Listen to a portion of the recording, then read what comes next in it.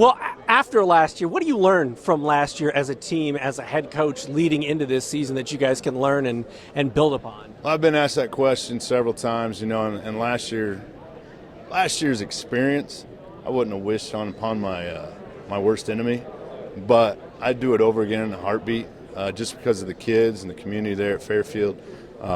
There's some really good kids. It's a great community. They've had success in the past, and it's just a matter of time for us to get back to where we were.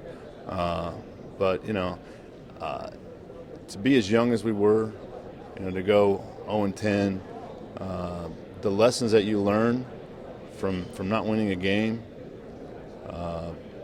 just supplant any amount of lessons, any hardships that you could have growing up as a kid. Now, there's other, obviously, more extreme hardships, but going through that, getting through that, and learning all those lessons that we learned, and coming on the other side of it and being better young men for that, as a coaching staff, we couldn't be happier.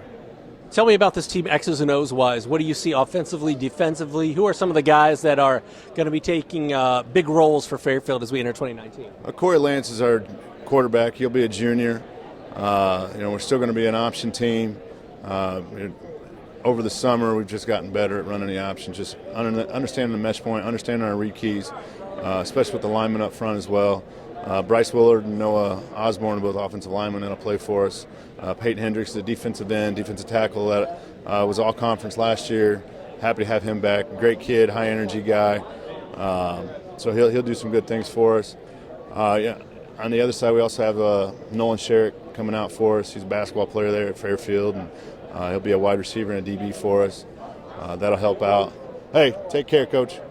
And we also have, we have a sophomore, Jonathan Estep. We'll start him out at fullback. He definitely has the capability to do some great things. He's a sophomore, so we got to kind of get through some of those sophomore bumps and bruises. Based on last year, do you feel a hunger for this team to get out there and prove that this is a team that can win football games on a Friday night? That's a great question. Every time we scrimmaged this year, it was how much better are we going to get, and there was no I don't want to be here type mentality. It was we're here to get better. We scrimmaged some pretty big schools throughout the summer as well, and was able to get better against them. Our team camp, we were able to get better against some bigger schools, and that was kind of our preface. Just because you're a 2A school doesn't mean you can't go out and play against 6A, 5A kids. You guys are all the same. You're all the same age.